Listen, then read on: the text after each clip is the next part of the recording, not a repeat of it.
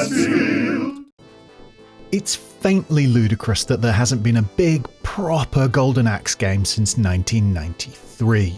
There have been other ones, which I'll get to, but the last proper, pure, scrolling fantasy beat-em-up with axes of gold and magic and dragons that was actually good came out almost 30 years ago as I make this video.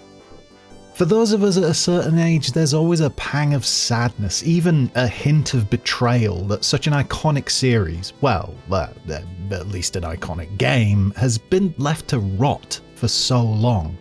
Yes, I know Beast Rider came out in 2008, I will get to that. Cast your mind back to May of 1989. Admittedly, even though I was alive then, I can't because I was 5. Almost 6. A big boy. Anyway, Sega released into the arcades a new scrolling beat-em-up by the name of Golden Axe. A fantasy-themed game of blades and armor and magic and dragons and a bad guy called Death Equals Adder that immediately captured the hearts and imaginations of an entire generation of arcade gamers. Golden Axe was designed by Makoto Uchida, who'd worked on Altered Beast and went on to work on the likes of Die Hard Arcade, Alien Storm, and more.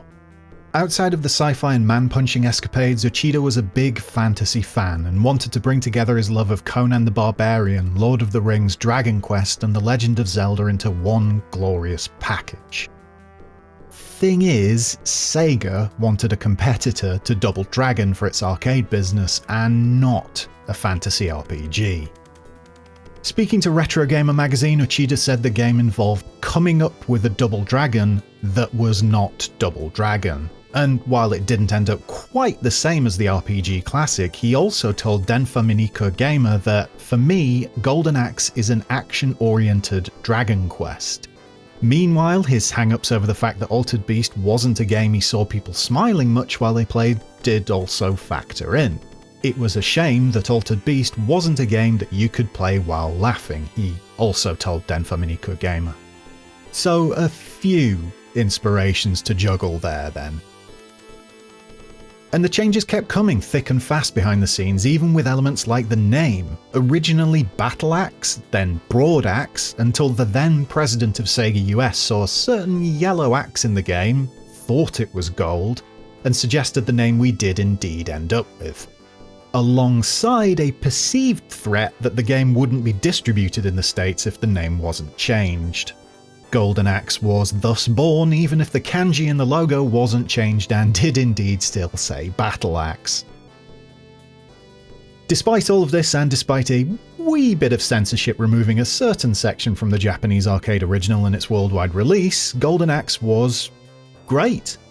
Cinematic, yes, really, and action-packed, it effortlessly captured the zeitgeist of the late 80s, early 90s. Everyone had a favourite from the three characters: Axe Battler based on Conan, Tyrus Flare based on the art of Boris Vallejo, and Gilius Thunderhead, whose Lord of the Rings influences shone through like a big beaming light that was shining on a bit of paper with the words "obvious influence" written on it.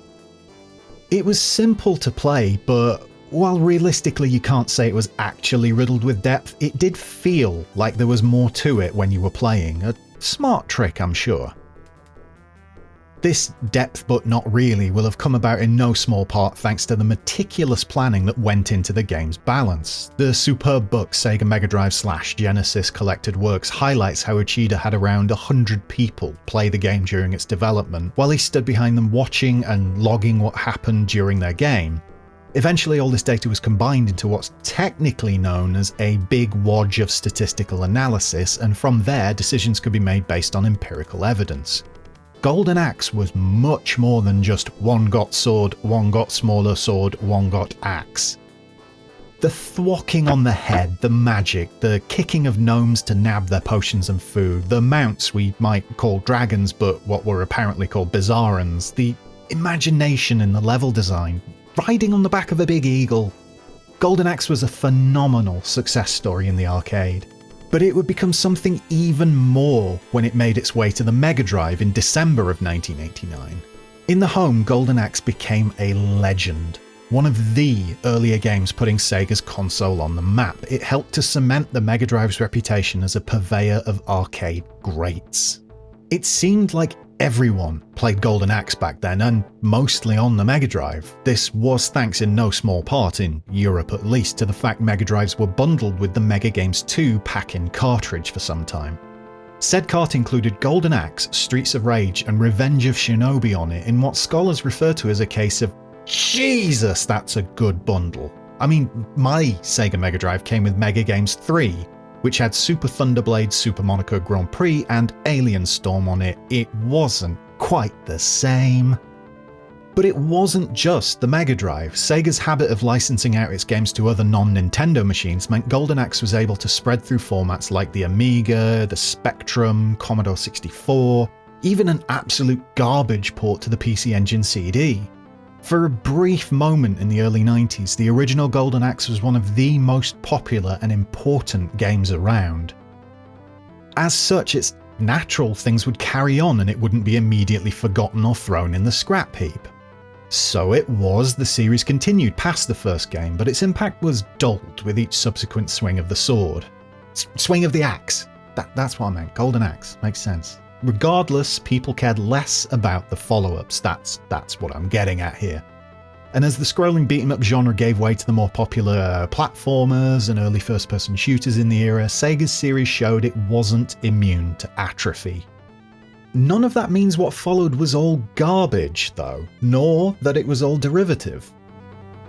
In fact, the first game to follow the original wasn't the same genre at all, with Golden Axe Warrior releasing on Master System in April of 1991. A far cry from the cut-back version of the original for the 8-bit console, GA Warrior was made specifically for the machine, and, more interestingly, was an RPG akin to The Legend of Zelda. Even though this move took the series in a direction Uchida actually wanted from day one, incorporating elements of RPGs like Dragon Quest, the creator wasn't actually involved in Golden Axe Warrior at all. Is that ironic? Probably. Should ask Alanis. Also, should ask her if that's a contemporary reference. The game itself was alright, actually. It made few efforts to hide the fact it was riffing on Zelda to the point that you might mistake it for Nintendo's classic, if you'd never seen Zelda before at least. But as far as 8-bit RPGs in the early 90s go, it was a decent game with a solid theme, and frankly it just worked in the Golden Axe setting. Almost as if the original design was factoring in an RPG style from the beginning.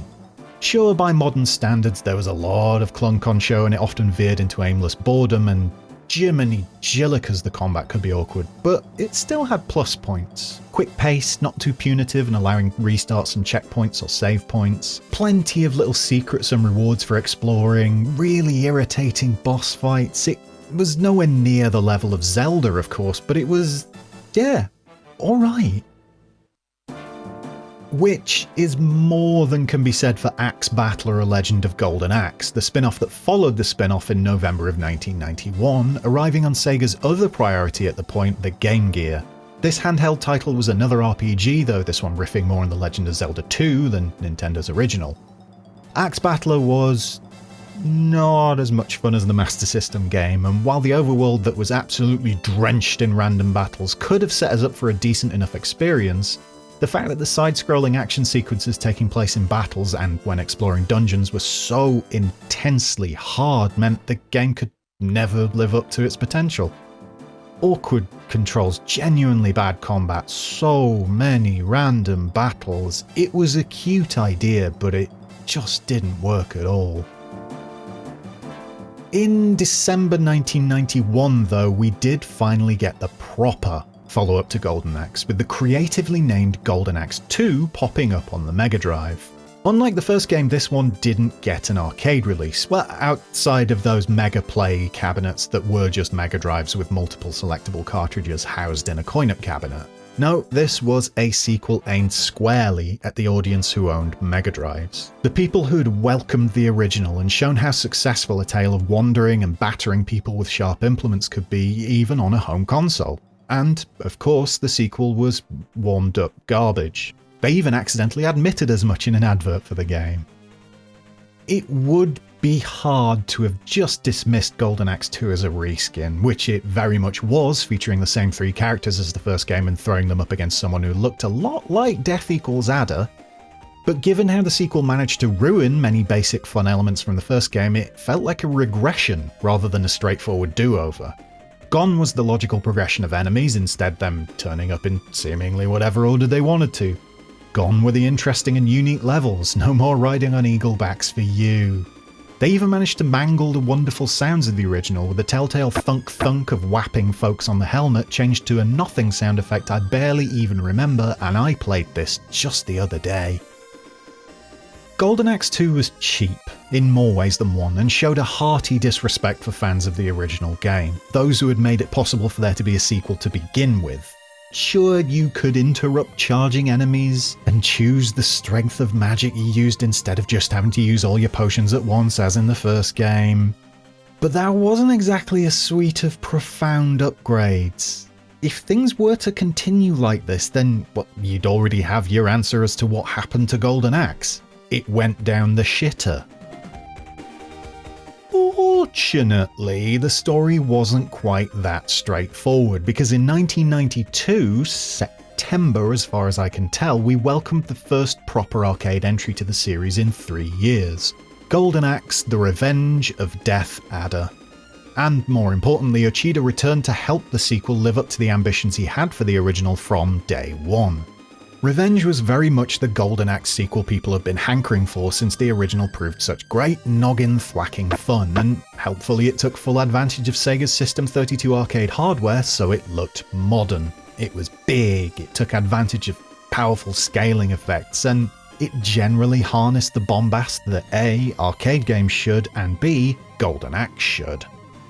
Where the Axe sequels and spin-offs by this point had either took things off in a completely different genre or had just thrown out more of the same but worse in the vain hope that would be enough, Revenge built on things. Combat was still very much wander about, hack and slash, waffle someone on the helmet, throw out some magic potions, get beaten by overpowered and cheating enemies. It was still a fantasy setting, you still had mounts to ride. But everything was at the very least tweaked and sometimes completely reworked to make it better. Combat was smoother and involved more combos and less stuttering staccato sword swings. Magic was a fixed use of a number of potions per character, but you could stock up on many more bottles than you'd actually use. The cast of new characters, while maintaining some of the archetypes from the original, played surprisingly differently, with one actually working as a healer with their magical power. The Revenge of Death Adder wouldn't quite hit the high notes of something like Capcom's later Dungeons & Dragons tie-ins, and it was held back by things like the sheer amount of repetitive enemy types you'd face off against.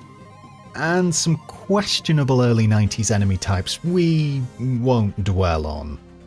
Plus, I have to say, I do think the relative rarity of the game helped it achieve a sort of mythical status with players. There was no home release of Revenge until 2020 with the Astro City mini console and later on Arcade 1UP's home arcade cabinet, so a lot of people just won't have been able to play the game for 3 decades. That lifts things in the perception of people, makes them mysterious and desirable and all that funky stuff that maybe it wouldn't have been had it been ported to the Mega Drive or Saturn at the time. All the same though, Revenge was a very good game, a great sequel to the original, and should have been the template for the series from then on. So obviously Golden Axe 3, released in June of 1993 on the Mega Drive, was a complete and total turd. While attempting to take the series forward and develop it into a more rounded scrolling beat-em-up, what actually happened was it became both homogenized and watered down at the same time. And I can't say objectively, because in opinions there are no objective truths, but at the same time it was an objectively worse game in looks, sounds and mechanics than the first one.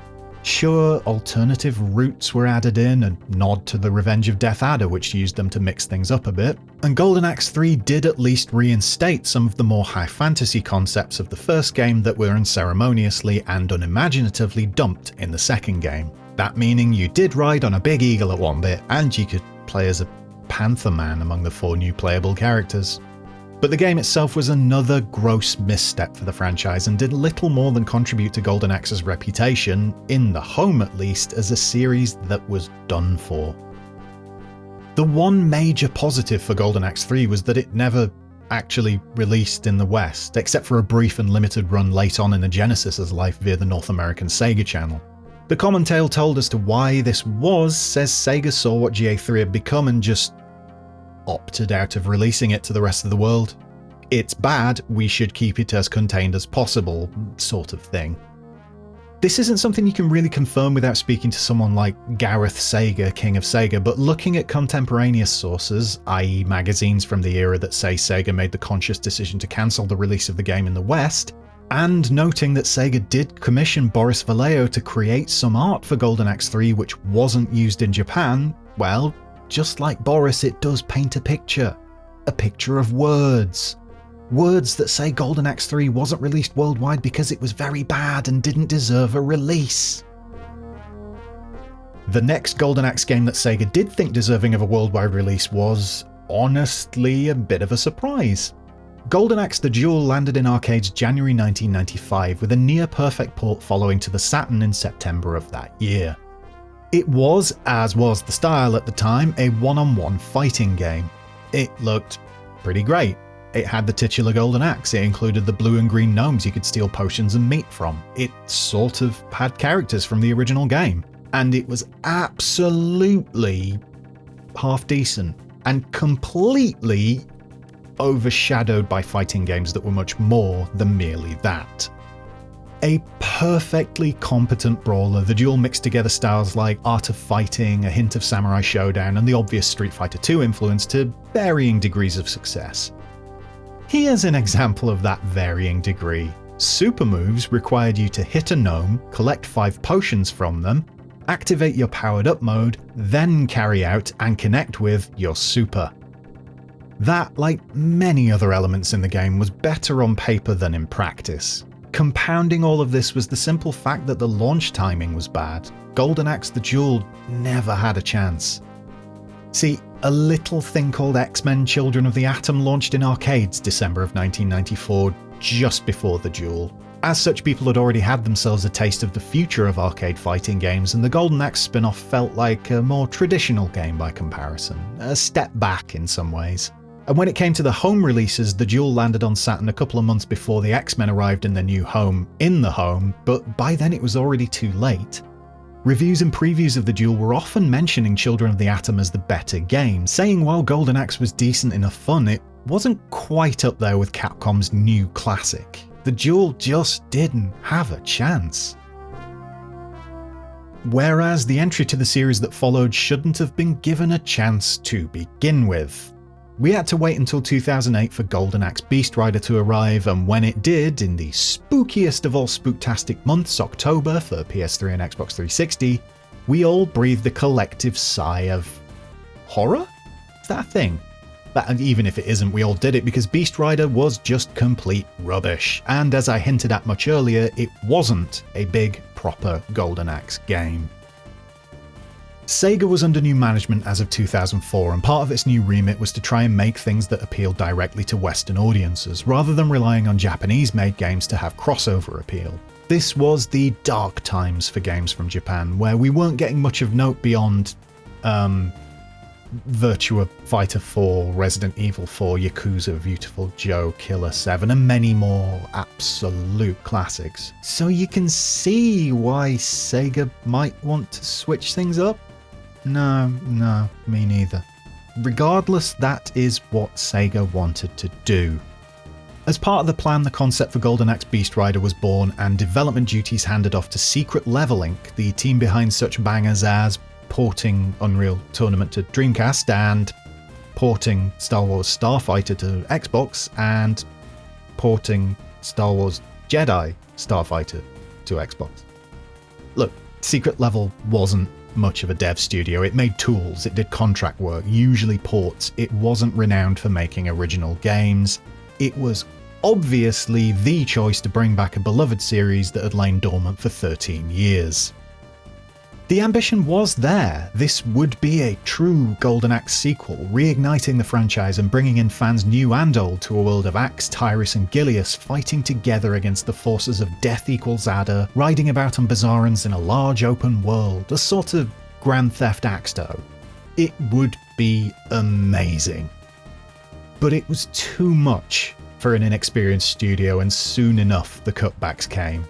Tyrus was the first character made, and while plans were there to make the other two, there was just too much to do to fix the game proper, and those plans were dropped. And with those plans going in the bin, so went multiplayer. The open world was never gonna happen in this project, regardless of how much crunch the team put in, so things shifted to a linear level-based structure, and everywhere else saw cutbacks and cut corners. Secret level fighting against the weight of expectations on the team, and things like having to work on an Iron Man tie-in around the same time. It was too much, and with the finished product it really showed. Golden Axe Beast Rider looked muddy, thoroughly saturated with grey-brown dullness. The in-game action involved you doing the same thing on repeat for 5 hours or so, tapping buttons to fight, lighting torches, waiting for doors to open. There was indeed only one character to control, even though this wasn't intended as a spin-off to the Game Gear and Master System titles of 18 or so years prior. For the first time in a mainline Golden Axe game, there was no multiplayer. The titular beasts which you did indeed ride were at times unplayably bad to control, meaning that the headline feature was a bust. And really, it was just an incredibly boring game and a complete waste of everyone who played its time, as well as a waste of $15 million for Sega, which had bought Secret Level for that much around 2006. As producer on Beast Rider Belinda Hayward put it when talking to Variety, unfortunately, Golden Axe was a bit shit. And with that, Golden Axe was dead. As I make this video, it's been 13.5 years since Beast Rider came out, and there's no word from Sega that this is a series that will be making any sort of comeback, despite how much the original and the Revenge of Death Adder are still loved. And despite how much Golden Axe 2 and 3 are loved by people with no taste. Of course, the series made appearances elsewhere, in spin-offs and in 2003 via Sega's Ages collection, which saw its games remade and remastered for the PS2. Sega Ages 2500 Volume 5 Golden Axe aimed to put a modern twist on the classic formula. It's hard to say it was a new game particularly, but what it did have going for it over the 1989 original was that it was much worse. Just utter garbage from start to finish, almost as bad as the Sega Ages Altered Beast remake. Axe Battler made an appearance in another Sega Ages title, Volume 26, the Dynamite Decker re-release from 2006. It was a cute nod to Achida's history with both Golden Axe and Dynamite Decker, which you might know as Die Hard Arcade, and while it wasn't anything like a full Golden Axe game, Die Hard Arcade is still a great game, so I want to talk about it for longer than that awful PS2 Golden Axe remake I did just mention. Gilius Thunderhead made a couple of appearances in Sega games, popping up in Sega Superstars Tennis in 2008, and notably the last official appearance of a Golden Axe character in a new video game as far as I can tell. The Dwarven one also showed up in a clanking cart for Sonic and All-Stars Racing Transformed in 2012. There was some love being shown by Sega, but it just faded. The Wee Green Man had appeared all the way back in Alien Storm and went on to appear in the mobile re-releases of the original game, as well as in a fruit machine that used the Golden Axe license. But that was it. There was an attempt to revive Golden Axe around 2013, something few knew about until Sega made it public in 2020 by releasing Golden Axed for a day on Steam. While there's a lot of sympathy for the developers who didn't do much work on the game, then had it released as a surprise, and had the piss took out of it by Sega, at the same time it's very easy to see why this one was a dud and never got very far before being abandoned. Outside of official sources, there were of course fan games. Golden Axe The Curse of Death Adder came out around 2003-ish for the Dreamcast and was based on the Beats of Rage engine. It was actually decent fun, if very clearly a fan game, so some rough edges. The same could be said of Golden Axe Myth from 2011, another on the Beats of Rage engine that did some fun things with the world. And I'm sure there've been more fan projects, mods, hacks and whatever else, but that would distract from talking about what's coming up next. Because you see, Golden Axe's most surprising resurgence came not from a video game or a board game or a fruit machine or anything pretty much anyone would have expected. No, 2018 saw a Golden Axe theatre show held in Japan, put together by the troupe Spiral Chariots. It was based largely on Golden Axe 3, though featured elements from the original game and others in the series, and yes, it included mounts and jump slashing. It even included branching paths for the audience to choose as the story progressed, with a total of 56 paths available, and the crowd could even earn itself a game over as one of the multiple endings on offer. I've no idea if it was any good, but it certainly sounded fun and looked suitably campy for my tastes.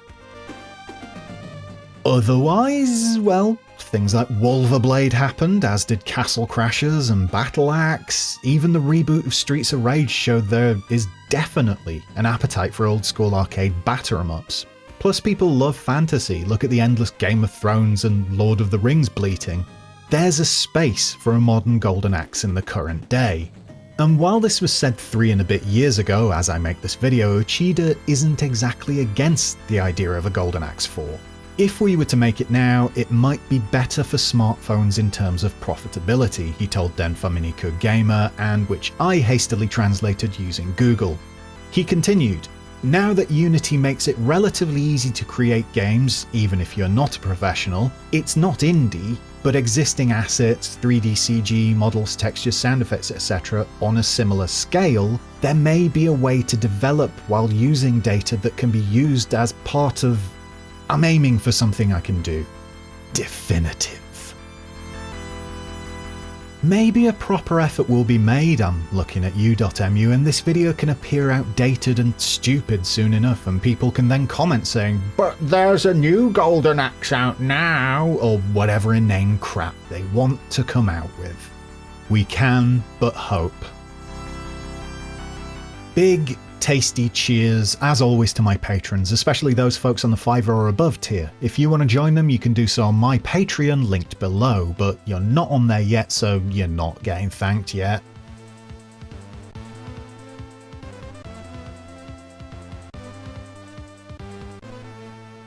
And bigger, tastier cheers as double always to my higher tier supporters, the lights of my life, the people who I have to agonize over whether I should just say their names normally or not at the end of my videos. Paintball Magazine BBM. Lola Osman. Kakara